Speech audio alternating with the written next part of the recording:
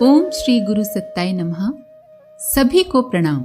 परमात्मा के इस सुंदर उपवन में एक से एक मनोरम वस्तु हैं। यहाँ यात्रियों के मनोरंजन की सुव्यवस्था है, पर वो यात्री जो इन दर्शनीय वस्तुओं को अपनी मान बैठता है, उन पर स्वामित्व प्रकट करता है, अपनी मूर्खता के कारण उन्हें छोड़ना नहीं चाहता, वो दुख का ही अधिकारी होगा। इस संसार का हर पदार्थ, हर परमाणु तेजी के साथ बदल रहा है। इसी गतिशीलता का नाम जीवन है। यदि उत्पादन, विकास और विनाश का क्रम टूट जाए तो ये संसार एक निर्जीव जड़ पदार्थ बनकर रह जाएगा। यदि इसे आगे चलते रहना है तो निश्चय ही इस क्रम को अनिवार्यता जारी रहना चाहिए। शरीर चाहे हमारा हो, अपना हो, अपने प्रियजन का हो या शत्रु का हो, निश्चय ही मृत्यु को प्राप्त होगा। जब जिस समय हम चाहें तभी शरीर नष्ट हो, ऐसा नहीं हो सकता। प्रकृति के परिवर्तन, कर्म बंधन, ईश्वरीय इच्छा ये प्रधान है। इनके आगे हमारी इच्छा नहीं चल सकती। जिसे जब मरना है वो तब मर जाएगा, हम उसे रोक नहीं सकते। जिसे जीवन का वास्तविक स्वरूप मालूम हो गया है, उसे न अपनी मृत्यु में कोई दुख की बात प्रतीत होती है और न दूसरों की मृत्यु का कष्ट होता है। किसी विशाल नगर के प्रमुख चौराहे पर खड़ा हुआ व्यक्ति देखता है कि प्रति क्षण असंख्यों व्यक्ति अपने कार्यक्रम के अनुसार इधर से उधर आते जाते हैं। वो स्वयं भी तो कहीं से आया है और उसे भी कहीं जाना है। वो तो बस केवल कुछ क्षण के लिए चौराहे का कौतूहल देख रहा है।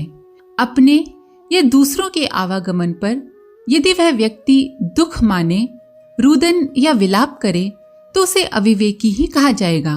संसार के विशाल चौरस्ते पर ऐसे ही आवागमन की भीड़ लग रही है। एक की मृत्यु दूसरे का जन्म है, एक का जन्म दूसरे की मृत्यु है। एक का सुख दूसरे का दुख है और दूसरे का दुख किसी का हर्ष है। ये आंख मिचौली भूल भुलैया विवेकवानों के लिए एक चित्ताकर्षक विनोदमयी क्रीड़ा है, पर बाल बुद्धि के व्यक्ति इसमें उलझ जाते हैं और इस कौतूहल को कोई आपत्ति मानकर सिर धुनते, रोते चिल्लाते और पश्चाताप करते हैं। मृत्यु के दुख में शरीरों का नष्ट होना कारण नहीं, बल्कि जीवन के वास्तविक स्वरूप की जानकारी न होना कारण है। मरने से डरने का कारण, दुख मनाने का कारण हमारा अज्ञान है। ऐसे कितने वीर बलिदानी हुए हैं जो फांसी की कोठरी में रहते हुए दिनों दिन मोटे होते गए, उनका वजन बढ़ता गया और उन्होंने फांसी के फंदे को अपने हाथों गले से लगाया और खुशी के गीत गाते हुए, देशभक्ति के नारे लगाते हुए मृत्यु के तख्ते पर झूल गए। कवि गंग को जब अकबर ने उसकी प्रशंसा न करने के कारण मृत्यु दंड दिया और जब उन्हें पैरों तले कुचल डालने को खूनी हाथी छोड़ा गया तो वे प्रसन्नता से फूल उठे। उन्होंने कल्पना की कि देवताओं की सभा में किसी छंद बनाने वाले की आवश्यकता हुई है, इसीलिए मुझ कवि गंग को लेने हाथी रूपी गणेश आए हैं। कितने ही महात्मा समाधि लेकर अपना शरीर त्याग देते हैं, उन्हें मरने में कोई अनोखी बात दिखाई नहीं देती। उनके लिए ये पुराना वस्त्र छोड़कर नया वस्त्र पहनना है। कई व्यक्ति सोचते हैं कि मरते समय भारी कष्ट होता है, इसीलिए इस कष्ट की पीड़ा से डरते हैं। ये भी मृत्यु समय की वस्तु स्थिति की जानकारी न होने के कारण है। आमतौर से लोग मृत्यु से पूर्व कुछ समय तक बीमार रहते हैं। बीमारी में जीवनी शक्ति घटती जाती है और इंद्रियों की चेतना शिथिल पड़ती जाती है। इस शिथिलता के साथ साथ ज्ञान तंतु संज्ञा शून्य होते जाते हैं। फलस्वरूप दुख की अनुभूति भी पूरी तरह नहीं हो पाती। प्रसूता स्त्रियां या लंघन के रोगी गर्मी की ऋतु में रात को भी अक्सर बंद घरों में सोते हैं, पर उन्हें गर्मी का वैसा कष्ट नहीं होता जैसे स्वस्थ मनुष्य को होता है। स्वस्थ मनुष्य गर्मी में रात को बंद कमरे में नहीं सो सकता, पर रोगी सो जाता है। कारण ये है कि रोगी के ज्ञान तंतु शिथिल हो जाने के कारण, निर्बल हो जाने के कारण गर्मी अनुभव करने की शक्ति कमजोर पड़ जाती है। रोगियों को स्वाद का भी ठीक अनुभव नहीं होता। स्वादिष्ट चीजें भी कड़वी लगती हैं क्योंकि जिह्वा के ज्ञान तंतु निर्बल पड़ जाते हैं।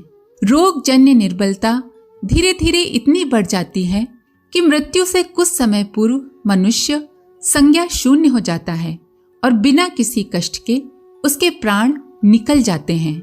जो कुछ कष्ट मिलना होता है वो रोग काल के दौरान मिल जाता है। डॉक्टर लोग जब कोई बड़ा ऑपरेशन करते हैं तो रोगी को क्लोरोफॉर्म सुंघाकर बेहोश कर देते हैं ताकि उसे कष्ट ना हो। दयालु परमात्मा भी शरीर से आत्मा को अलग करने का ऑपरेशन करते समय संज्ञा शून्यता का क्लोरोफॉर्म सुंघा देता है ताकि हमें मृत्यु का कष्ट ना हो। ये सभी जानते हैं कि कोई रोगी जब मरने को होता है तो मृत्यु से कुछ समय पूर्व उसकी बीमारी मंद हो जाती है, कष्ट घट जाता है। कारण ये है कि बीमारी के कारण रोगी की जीवनी शक्ति चुक जाती है और ज्ञान तंतु रोग को प्रकट करने में, कष्ट अनुभव करने में असमर्थ हो जाते हैं। जब ऐसा होता है तब अनुभवी चिकित्सक समझ जाते हैं कि अब रोगी का अंतिम समय आ गया है। ये मान्यता भ्रमपूर्ण है कि गर्भ काल में, माता के उदर में और मृत्यु के समय प्राणी को बहुत कष्ट होता है। दोनों ही दशाओं में मस्तिष्क अचेतन अवस्था में और ज्ञान तंतु संज्ञा शून्य अवस्था में रहने के कारण प्राणी को किसी भी प्रकार का कष्ट नहीं होता है। ऐसी दशा में मृत्यु के कष्ट से डरने का कोई कारण नहीं रह जाता। मृत्यु भय का प्रधान कारण अनावश्यक मोह ममता है। हम कर्तव्य से प्रेम करने की अपेक्षा वस्तुओं से, व्यक्तियों से मोह करने लगते हैं। हमारा प्रेम कर्तव्य भावना में न लगकर शरीर, संपत्ति आदि में लग जाता है। प्रिय वस्तु के हाथ से जाने में कष्ट होता ही है। मन प्रिय व्यक्तियों में आसक्त रहता ही है, इसीलिए मरने का भी दुख होता है। यदि आरंभ से ही ये मानकर चला जाए कि जिन भी शरीरों को या पदार्थों को हम अपना मान बैठे हैं वे प्रकृति के धर्म परिवर्तन के कारण किसी भी समय बन, बिगड़ या नष्ट हो सकते हैं, तो उनसे अनावश्यक मोह ममता जोड़ने की भूल ही न हो। तब मनुष्य यह सोचेगा कि संसार में सबसे अधिक प्रिय, सबसे अधिक आत्मीय, सबसे अधिक लाभदायक अपना कर्तव्य है, उसे प्रेम से पूरा करना चाहिए। इस प्रेम को जितना अधिक बढ़ाया जा सके बढ़ाया जाए। इस प्रेम से जहाँ रत्ती भर भी विछोह हो वहाँ दुख माना जाए तो ये प्रेम अनंत सुख शांति देने वाला बन जाएगा। जो कर्तव्य पालन को अपना लाभ समझेगा उसे हानि का दुख उठाना ही नहीं पड़ेगा। कारण ये है कि अपना प्रेमी कर्तव्य सदा अपने साथ है। उसे कोई भी शक्ति हमारी इच्छा के विपरीत हमसे नहीं छीन सकती। इसी प्रकार हमारे लाभ का केंद्र बिंदु हमारा कर्तव्य है, तो उसमें घाटा पहुंचाने वाला हमारे अतिरिक्त और कोई हो ही नहीं सकता। हमारे प्रेम और लाभ जब पूर्णतया हमारे हाथ में है, तब बिछोह या हानि जन्य दुखों के सामने आने का कोई कारण ही नहीं रह जाता। अपने स्वजनों, प्रिय व्यक्तियों और पदार्थों से बिछोह का दुख हमसे तभी दूर रह सकता है जब हम मिथ्या मोह ममता को छोड़कर कर्तव्य से प्रेम करना और उसी को अपनी संपत्ति समझने का विवेक हृदयंगम कर लें। मनुष्य को अपनी मृत्यु में इस बात का भी दुख होता है कि जीवन जैसे बहुमूल्य पदार्थ का सदुपयोग नहीं किया। आलस्यवश जब देर में स्टेशन पहुंचने पर ट्रेन निकल जाती है तो उस दिन नियत स्थान पर न पहुंच सकने के कारण जो भारी नुकसान हुआ है उसका विचार करके आलसी मनुष्य स्टेशन पर खड़ा हुआ पछताता है और अपने आप को कोसता है। मृत्यु के समय भी ऐसा ही पश्चाताप होता है जब मनुष्य देखता है कि मानव जीवन जैसी बहुमूल्य वस्तु को मैंने व्यर्थ की बातों में गवा दिया, उसका सदुपयोग नहीं किया, उससे जितना लाभ उठाना चाहिए था नहीं उठाया। यदि हम जीवन के क्षणों का सदुपयोग करें, उसके एक एक घड़ी को केवल आत्मलाभ के सच्चे स्वार्थ के लिए लगावें तो चाहे आज चाहे कल जब भी मृत्यु सामने आएगी किसी प्रकार का पश्चाताप या दुख नहीं करना पड़ेगा। जिन लोगों का आत्मा के अस्तित्व पर विश्वास है, जो पुनर्जन्म मानते हैं, वे ये अच्छे से समझते हैं कि मृत्यु आत्मा की एक अवस्था विशेष है। जिस प्रकार स्थूल शरीर को आत्मा धारण करती है और उस स्थूल शरीर में भी बदलाव आता रहता है, कभी बचपन, कभी किशोर अवस्था, कभी जवानी तो कभी बुढ़ापा। शरीर के रहने पर जिस प्रकार उसमें अलग अलग बदलाव होते हैं, उसी प्रकार इस देह द्वारा संस्कारों का भोग खत्म होने पर इस देह को छोड़कर दूसरे भोगों के लिए उपयुक्त शरीर की रचना होती है। हमारी जो भी कामना होती है, वासना होती है, उसी के अनुरूप शरीर मिलता है। पहले शरीर को छोड़ना मृत्यु कहलाता है और नए शरीर को धारण करना जन्म। इसी प्रकार जन्म और मृत्यु का चक्कर चला करता है। पर ऐसे लोग भी इस दुनिया में हैं जो आत्मा के अस्तित्व को स्वीकार नहीं करते और इसीलिए पूर्व जन्म पर भी उनका विश्वास नहीं है। उनके लिए यही जन्म सब कुछ होता है। इसीलिए इस जन्म के प्रति, इस शरीर के प्रति उनमें अधिक मोह, अधिक ममत्व रहता है और शरीर नाश का डर तो बना ही रहता है। हम काहू के मारे न मरे कहने वाले अनेक व्यक्तियों की कथाएं इतिहास में मिल जाती हैं। जन्म और मृत्यु का संबंध संस्कारों के साथ है। संस्कार कर्म के द्वारा पड़ते हैं। कर्म दो प्रकार के होते हैं, एक मानसिक, दूसरे शारीरिक। दोनों प्रकार के कर्मों का संस्कार आत्मा के ऊपर पड़ता है। संस्कार मन में इकट्ठे रहते हैं, इसीलिए विविध ग्रंथों में संस्कारों को जन्म मरण का कारण न बतलाकर मन को ही उसका कारण ठहराया गया है।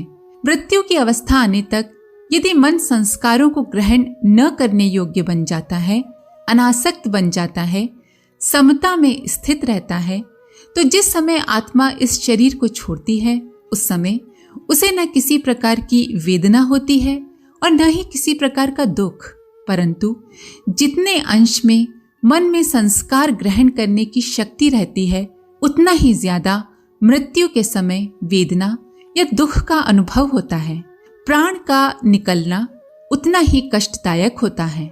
शरीर में प्राण वाहक तंतु सर्वत्र फैले हुए हैं।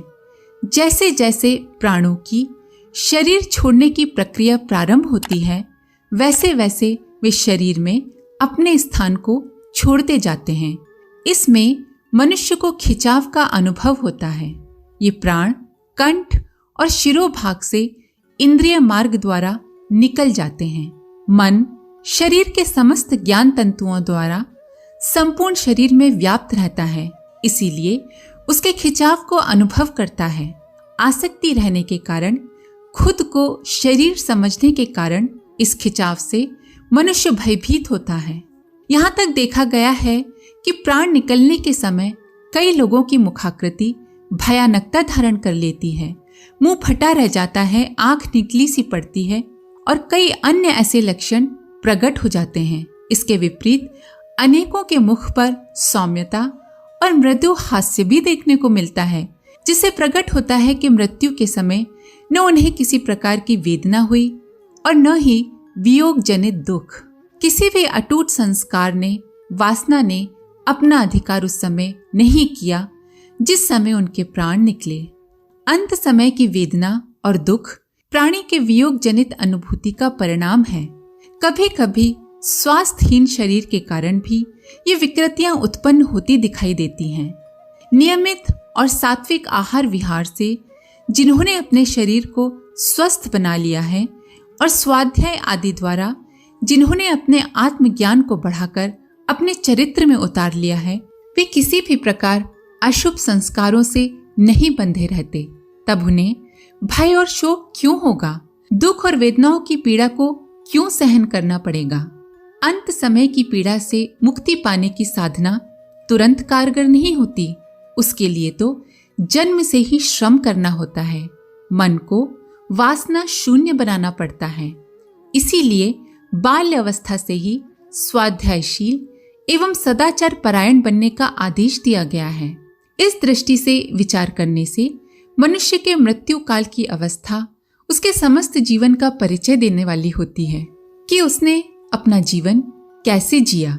शारीरिक कष्ट तो अनेक आकस्मिक कारणों से भी उत्पन्न हो जाते हैं।